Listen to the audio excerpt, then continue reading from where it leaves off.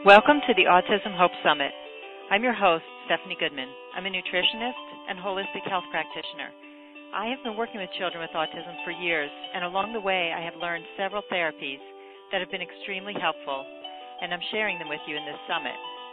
Note that the information in this program is for educational purposes only. It is meant to be a guide and does not replace the advice of a qualified licensed healthcare professional.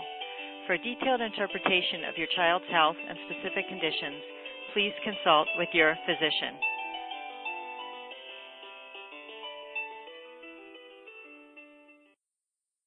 Hi, everybody. We're fortunate to have Dr. David Potter on the line today. He is the founder and president of Network Chiropractic of Somerset, PC, and has treated over 100,000 people over the past 16 years in his wellness-based family practice in central New Jersey. Dr. Potter has spoken and created wellness programs for over a decade for individuals, corporations, and state-run programs. He has a unique blend of knowledge that has been extremely helpful in supporting children with autism and their families. Hi, Dr. Potter. Thank you for taking the time to speak with us today. Hi, Stephanie. How are you? I'm doing great. So I want to start off by asking you, I know you're a chiropractor, but you also specialize in network spinal analysis. Can you tell us what that is and how it relates to chiropractic? Absolutely. Network spinal analysis is an analysis system that is utilized exclusively by doctors of chiropractic. And by explaining what this analysis system does, it's probably easier for me to back up a little bit and just remind people exactly what chiropractic is. I know there's a pretty big conception of what chiropractic is out there, but we're really just not neck and back pain doctors. We're more nervous system doctors. So I always think of myself as a communications doctor. And what I mean by that is whenever you have a relationship, whether it's a relationship with a spouse or a family member, or you have a relationship within a system, a government system, a healthcare system, or even your nervous system, when you have good communication, you have a great relationship going on. And when there's not great communication, then the relationship tends to break down. So that's what I mean when I say I always consider myself a relationship or a communications doctor. So chiropractic means by hand. It's also the practice of chi, or chi, or life force. And so really I'm a life force doctor, and I'm more interested in nervous system function than I am in neck and back pain, although I will tell you that 90% of the people that I'll see in my office today are going to have neck and back pain. What network spinal analysis does is it addresses the tension in the nervous system, and it looks to reduce the amount of stored tension in the nervous system, specifically around the brain and spinal cord and associated tissues. And it looks to reduce that tension in order to improve nerve function. Historically, chiropractic looks at the structure of the system. When the structure is compromised and it compromises nerves or communication, doctors will call that word, it's a subluxation. So that's what you'll hear doctors of chiropractic talk about. Network spinal analysis addresses also the tone of the system. And the tone of the system was exclusively looked at by the originators of chiropractic in the late 1800s. They talked a lot about the tone of the system. So network spinal analysis is an analysis system that networks a variety of techniques and modalities in order to network the nervous system together so that it reduces stored tension and reduces the tone of the system so that the nerves and the structure can gain better alignment and less tension overall. Okay. That seems pretty clear. But I've seen the work actually be done on patients, and it just seems so gentle. How can it be effective? That's a great question, Stephanie. I always talk about the nervous system like we would talk about a small child. If we raise our voice to a child, we may get what we want right in that moment, but there's no learning that happens. So I would find that when I would just do more aggressive work historically, about 20 years ago, I would get positive changes, but they would be more temporary. When you whisper to a child and you say, listen, do you really understand this? Do you understand what I'm telling you, that it's not right to run in the street for this reason? instead of yelling at them, get out of the street, because then they remember, well, I better not go in the street because I'm going to get yelled at. There's no understanding or learning that, you know what, I can't go in the street because it's dangerous. The nervous system is a lot like that.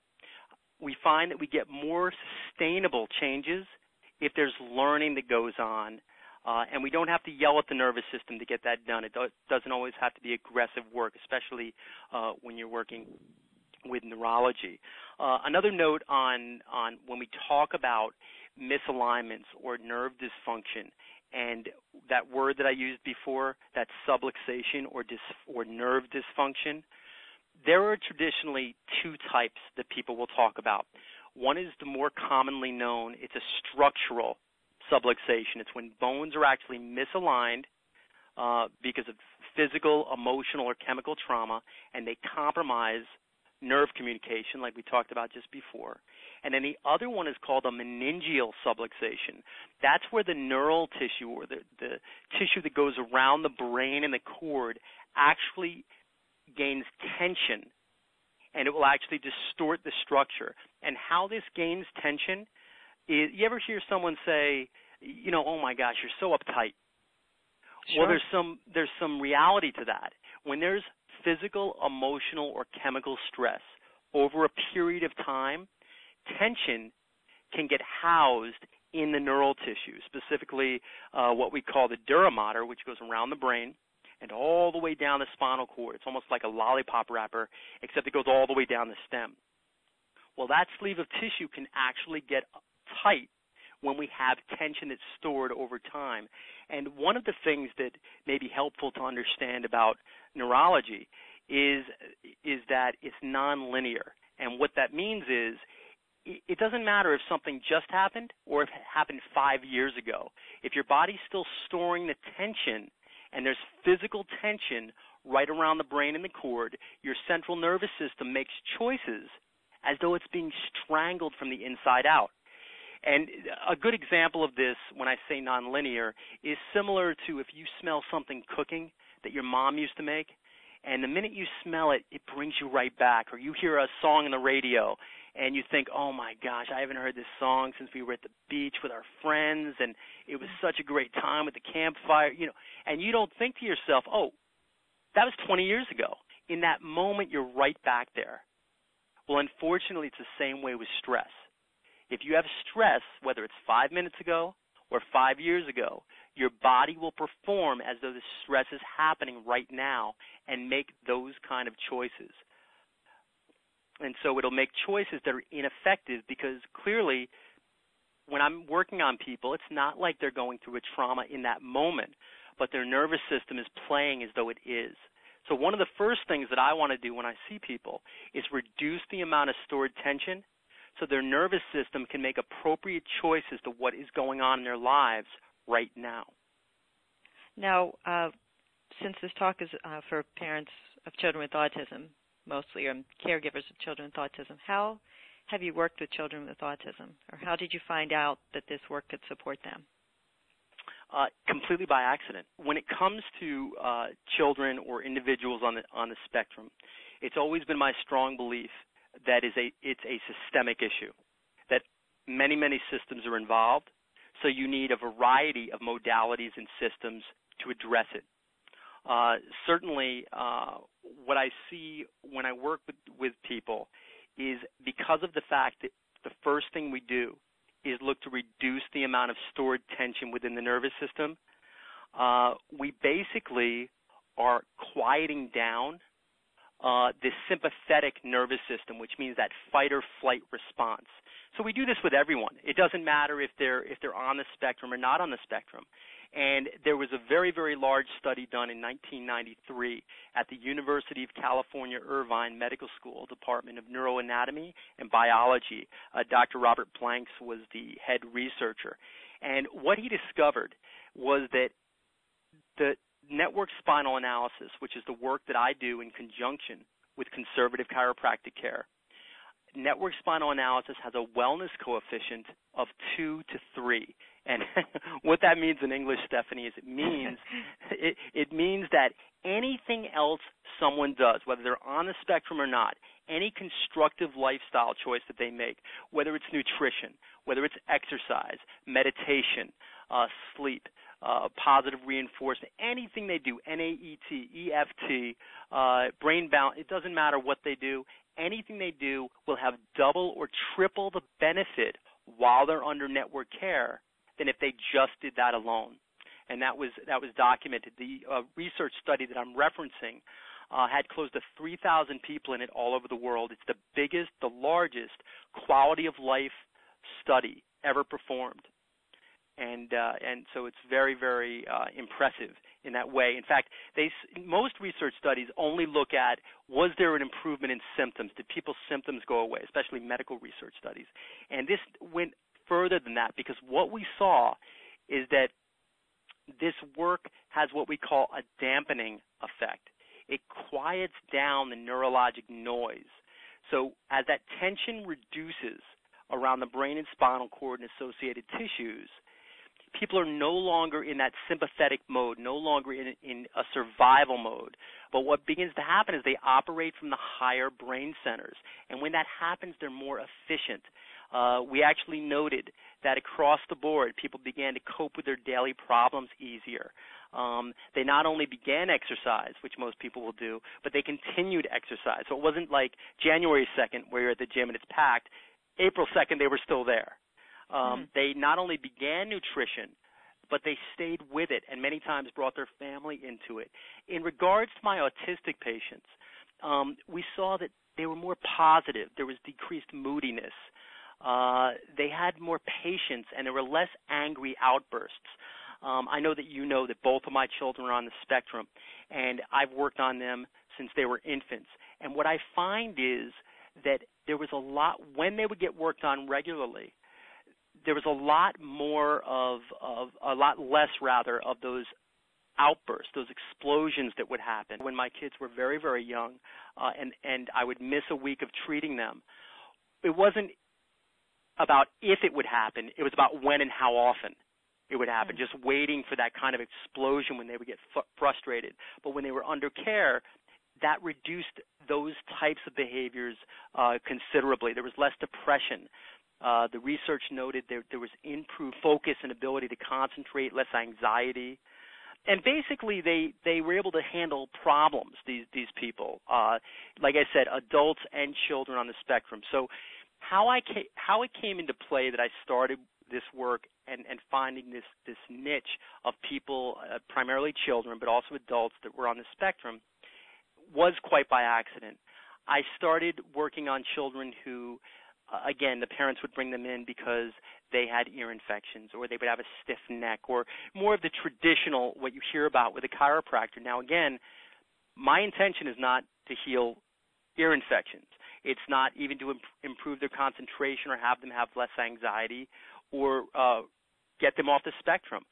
Really, my intention when I work on these children and adults is simply to improve nerve function by reducing stored tension and having the nervous system work to its optimum potential.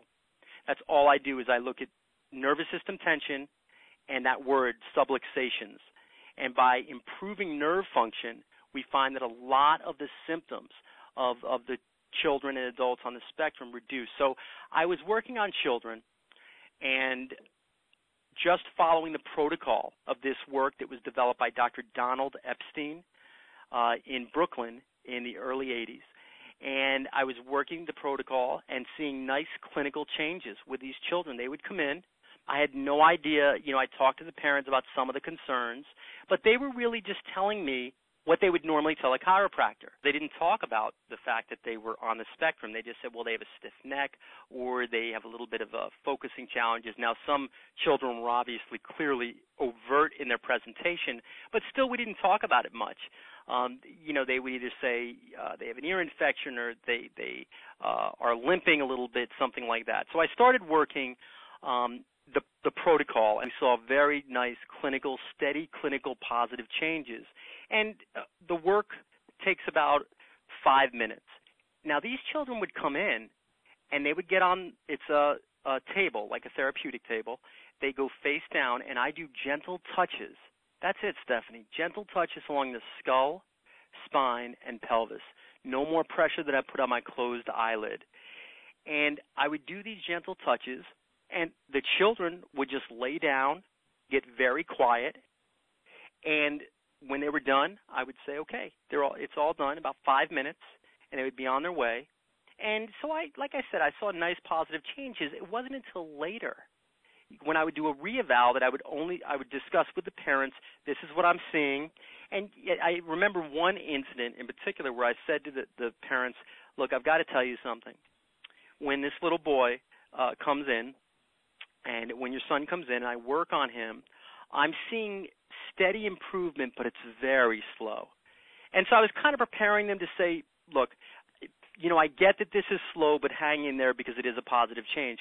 Well, I couldn't have been more off target. The parents touched my arm and said, you have no idea. This is the only place, meaning my office when he would come in, that he lays down and is still for more than a moment at a time when he's conscious. This is the only place he gets quiet. And I was stunned because I'm seeing positive changes, but it was so minimal, because I'm running through the protocol. And they said after his second visit, he said the first words he's ever said to us. And the child at that point was maybe, I want to say 4 or 5 years old. Wow. I had no idea. I had no idea that when I worked on him, he was any different than he was anywhere else. Mm-hmm. So that's really how I first got introduced to, maybe this work can have benefit for people on the spectrum. I had mentioned before that both of my boys are on the spectrum. They're highly functioning. They have sensory issue, anxiety, auditory processing. They're both dyslexic. And what I find is that when I work on them, a lot of those behaviors really get curbed. It doesn't mean that we don't do other things. It doesn't mean that we don't look at nutrition, or we don't look at a form of meditation or other things. But I notice when I no longer work on them. What a lot of people don't realize is that on the spectrum there are a variety of conditions. And, for example, there are clinical disorders called an Axis 1 clinical disorder. And these are things such as autism, Asperger's, ADD, schizophrenia, mood disorders. That can be bipolar, conduct, oppositional defiant disorders, even learning disorders and drug addiction or depression, anxiety, OCD, people having challenges with eating disorders or sleep disorders, which I see a lot of, Tourette syndrome. What these things all have in common and why they're grouped together is it's a lack of impulse control.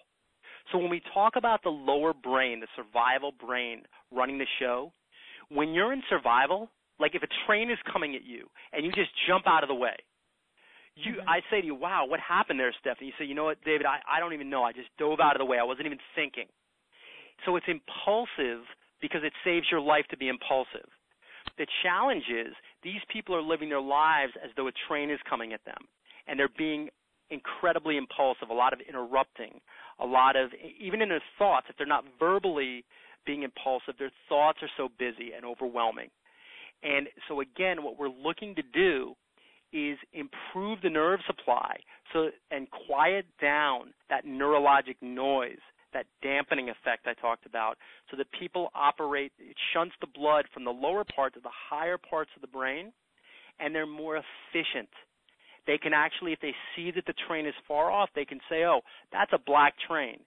It's about a quarter of a mile off. I better get off the tracks.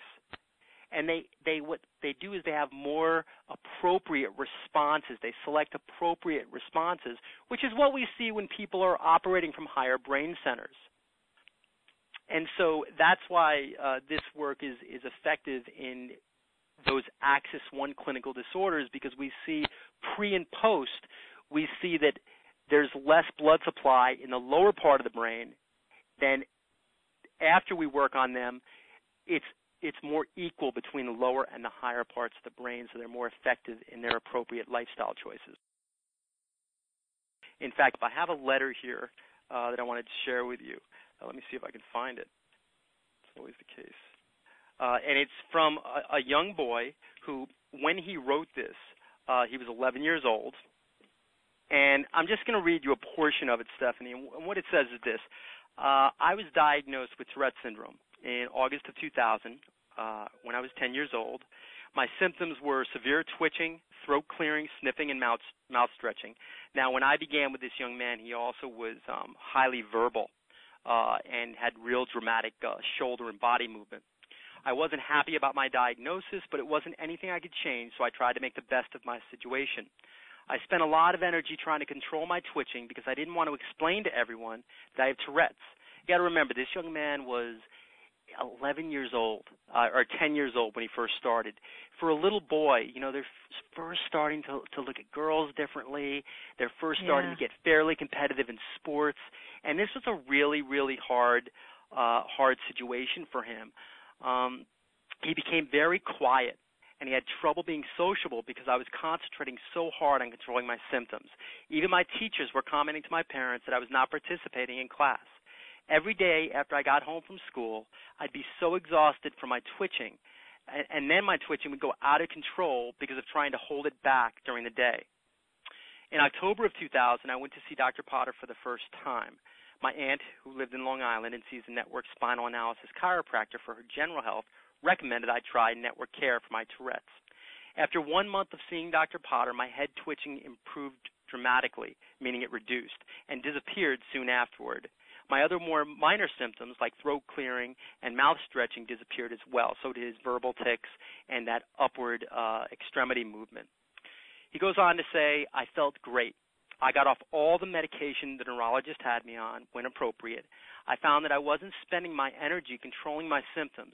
I could relax and have fun with my friends. My teachers were happy because I was more relaxed and I participated in class. All of my symptoms have since disappeared. Now, I want to let you know there's a follow-up, a caveat to this story. This young man, who was 10 at the time and 11 when he wrote that letter, and it's more expanded than that, is now has graduated college and gone through pre-med and is in his second year in chiropractic college. Oh, because of you. Right. Wow, that's great. Well, because of himself, but because, right. of the work his experience that he's done. with you. Yeah. That's right, yeah. Wow. So that, in fact, he did an internship here last summer. Okay. Yeah, so wow. that's really meaningful to me. Yeah. We've talked in the past, and you've described about how children with autism seem shut down. Right. But what you say, it's not quite that they're shut down. Can you explain the way you've explained it to me? Right, and especially with some of my more severe practice members or patients that will kind of huddle in a corner or not give you any eye contact or let you touch them. This has the impression of giving someone that they're completely cut off and they're completely isolated, when, in my opinion, Stephanie, nothing could be further from the truth. In fact, it's my belief that their awareness is so great that they're almost open too much. So let me explain so that you understand what I'm saying. We're talking on the phone right now, and the people are listening, and they may listen, they may be in the car, they may be at home, and there's the noise from the computer, and the noise from my voice, your voice. There may be birds outside or horns blowing. And driving a car is a great example because you're hardly even thinking, even though we're driving a car. We're thinking about the car in front of us, how fast we're going, the brake lights. There might be a little bit of music in a car next to us. So there's a lot of different things, but we've developed these filters that allowed us to dial in on what is a priority in the moment. And, of course, if they're listening to us and somebody cuts them off in traffic, that's going to become their priority. So they easily switch from priority to priority. With people that are on the spectrum, these filters don't work as accurately as they should. And so if you could imagine that right now, listening to my voice, you're assigning the same priority to all of those other things around you, it's completely overwhelming. And what that does is you've already got a nervous system that has a high degree of tension stored in it. When there's tension in that sheath of tissue that I talked about that goes around the brain and cord, the nervous system already perceives that there's a threat going on. So when that happens, the lower part of the brain, the part of the brain that deals with survival, is completely turned on. In fact, when we do brain scans of people, we find that the lower part of the brain in many of these patients is really running the show. The actual location is called the amygdala, but that's not really important. It's the lower part of the brain that is running the show. And think about when you are in a survival mode. Your eyes are wide. You're listening to every little sound. You know, you hear a little sound if you're frightened or something. What was that? What's going on? Okay, it's just like, and so, but imagine living your life like that with every stimulus around you, internal and external. So what you want to do is you want to incorporate modalities such as network spinal analysis and other modalities that reduce the amount of survival response that have been proven and documented through research and studies that actually improves, it quiets down that neurologic noise and consequently that survival response so they can start to apply more appropriate filters and they can actually focus on one thing at a time and it's not so overwhelming. So is that what you were talking about? Yeah, that's exactly what I was talking about. Okay. Yeah. Now, in addition to your chiropractic practice, you also have a wellness program. You've developed several wellness programs where you've spoken about stress and balance in the family, and I think that's also important. If you could just give advice to parents about that. Sure. I think it would be helpful. Again, we just stated that these children and young adults, and some are even older that are on the spectrum that I see that have Asperger's and learning disabilities, where they've done and you'll find that a lot of these individuals, Stephanie, they are incredibly brilliant because they've developed such amazing coping strategies, many of them. One of the things that I find, because these individuals are so hypersympathetic to everything around them, their environment, the environment they're in, is so important.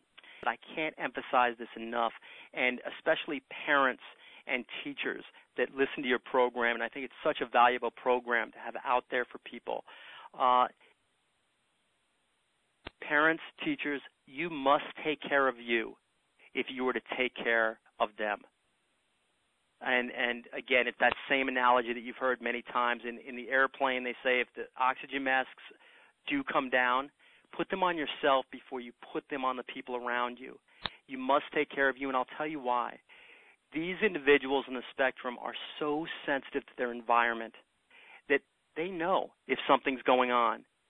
And I love my children so much, Stephanie. You've seen me with my kids. They are, my wife and I, they are our everything.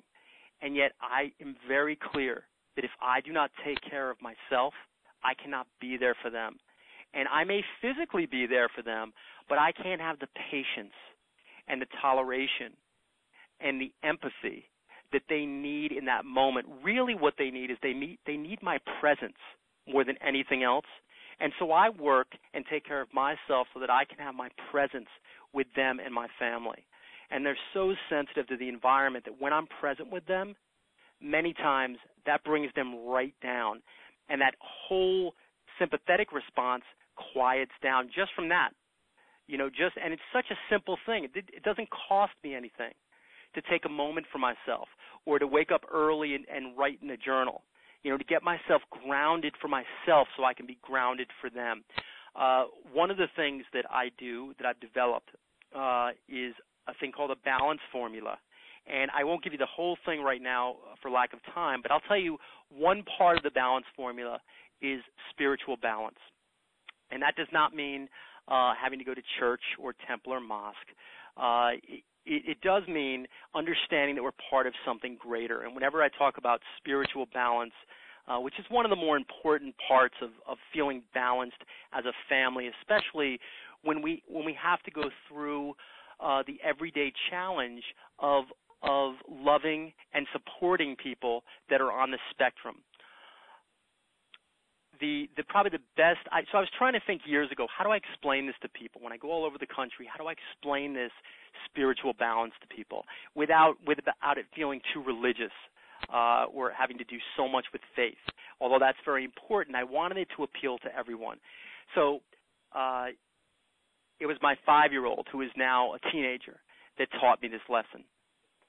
I was at a 5-year-old birthday party, and Stephanie, he said to me, Daddy, he taught me everything I know about birthday parties. He said, Daddy, what you need for a successful birthday party, you don't need the clowns and the ponies and the magic shows and the pirates and the little bounce houses and, all the cake and everything. He said, what you have to have is you got to have the piñata. You got to have the piñata. And in the piñata, Stephanie, he said, you must have the Charms blow pops. So, everybody can have those Mary Janes and those peanut chews and the little bazooka gums that, they are as hard as cardboard and everybody smells the funnies and everything. But it's the Charms blow pops. That's the creme de la creme. That is the filet mignon of the piñata. So we get to the end of this birthday party that we're at, a little 5-year-old birthday party. And this is back in the day, too, when they didn't have little strings. So the parents had to hold it, and, the kids were like Babe Ruth in it and hitting the parent the whole time. And finally, it breaks, and all the parents have, their cell phone on speed dial and everything because they're sure a concussion's about to happen. The kids dive into the middle. There's this big fray, a massive humanity of bodies in the middle of the room, and suddenly out of nowhere, my 5-year-old son pops out of the middle. He's no bigger than a peanut, and he's holding up in this sea of bodies this grape Charms blow pop, and it's like time stands still in that moment. And the sun's shining in, and the angels are singing, and all the other kids like, oh, and so it's amazing, right? He's holding this thing up like the golden chalice, very excited. So we clean up the party. All the kids, they get their little goodie bags, but of course only a select few actually got a Charms blow pop. And I neglected to tell you, there's only a few that you can fit in there because they get all caught up in SpongeBob's arms and legs and things like that. So only a few got this. We're on our way out of the building, and there's a little girl in front of us, and she trips going out of the building. She was fine, but she dropped her little goodie bag, and she couldn't have been more than maybe 3 and a half. And Stephanie, she was beside herself. I mean, she is just crying hysterically. We cannot calm her down. Well, it just so happened that they parked right by us in the parking lot. And I got to tell you, it was a long walk. Yeah. She's crying. The mother's trying to console her. We don't know what to say. My son, my older boy, is only 5 years old at the time, so he's just holding my hand, and we're walking out to the car, not knowing what to do for this poor little one. And they parked, as it turned out, right behind us. And I lift him up, and I start to put him in the car seat. This is my boy now. And the girl is behind us in the car, still hysterical. The mom is having a hard time getting her in the car because she was so upset. But anyway, I go around to the driver's side, and all of a sudden I hear Tyler, who is my older boy, unbuckle himself and hop out of the car. And I'm like, what's going on? And I swing back around to the other side of the car, and I can only see the back of him. And he had this little afro at the time, right? So I can only see the back of him, but I can see the little girl's face, and she's crying. And all of a sudden, her face just lights up, like bling, just like golden. And I say, what the heck? And when Tyler turns around to walk back towards our car, his little chest is out and everything, I can see that she's holding his Charms blow pop. Wow. And, and of course, I'm like the typical guy parent, right? I'm like, dude, what are you doing? That's the Charms blow pop, man. That's like the golden chalice. What's going on? And I put him back in his car seat, and he said to me at 5 years old, Stephanie, he said to me, Daddy, she needed it, and it made me feel full. Wow. So she needed it, but it made me feel full. And I said, you know what? My 5-year-old on the spectrum taught me about feeling full and the balance of feeling that spiritual fullness. That's really when you can get a child or you can get anyone in your family that struggles in general, but specifically on the spectrum, and they can start to feel full again. That's what this is all about. And that's why I wake up every morning and I say, good morning, God. I don't say, good God, it's morning. I feel blessed to go in and be able to make the changes that I've been trained to do with this work, and the fact that it's supported by research, and the fact that we see not just symptoms go away with this work, but we see that because tension drops off, people have a better quality of life, and not just the people I work with either. When I tend to see one patient, I ultimately end up seeing the whole family. So this work for me is a lifestyle. It's not something I just do when I'm in crisis. I get the work done also. Mm-hmm. And it's really, for me, about feeling full. Wow, that's a great story. Okay. All right. Is there anything else that you want to just let parents know, or any thoughts that you want to end with? I can tell you that some of the things that parents have brought their children in for, again, I don't treat any of these things, Stephanie. I treat the nervous system, and I address vertebral subluxation, which is that fancy word, and nerve dysfunction. But it just so happens that we've seen improvement in things like autism, Asperger's, ADD, ADHD, depression, anxiety, OCD, oppositional defiant disorder, ODD, learning disorders, and a variety of things, rage disorders, where we've done a study with violent offenders in San Quentin for over the past decade. I've worked with the state of New Jersey criminal justice system, and we've seen great lifestyle choice improvement with those people, so they don't end up back in the system. But remember, it's all about reducing the amount of stored tension within your nervous system and in the environment around your nervous system. And anything that you can do to do that, for example, any of the modalities or speakers that you have on this program, it's all going to help. And again, it goes back to the thing that I believe that anyone on the spectrum, it's a systemic issue, so we need to address it with a bunch of different systems, not just one or the other. And network really is a nice adjunct to that. Okay. And one other thing is that you're in New Jersey, but there's going to be people listening from all over. So how can they find someone who does your type of work? Right. There are people. There is an association of network chiropractors, and it has just recently changed its name. So probably the easiest thing for people to do right now as this launches is call my office, and there are different levels of certification. I'm certified, so you have to be a doctor of chiropractic. Then you've got to get certified, both written and practical, on 3 different levels of certification in order to do this work. And there are people all over the country and all over the world. It's very, very big in Australia, New Zealand, Canada right now. And I even referred somebody to someone in China last week. So they can certainly call my office or email me. Do you want me to give you? I can put it up there, but you're going to be getting a lot of calls, I think. So. Yeah, that's okay. And okay. We'll direct them as best we can, Stephanie. Okay. So yeah, we'll field those calls, and we'll get people to the right place, whether they're in the U.S. or somewhere else. Okay, great. Thank you, Dr. Potter, for all your time and great information today. Yeah, it's really my pleasure, Stephanie. Okay, thanks. Okay, bye-bye.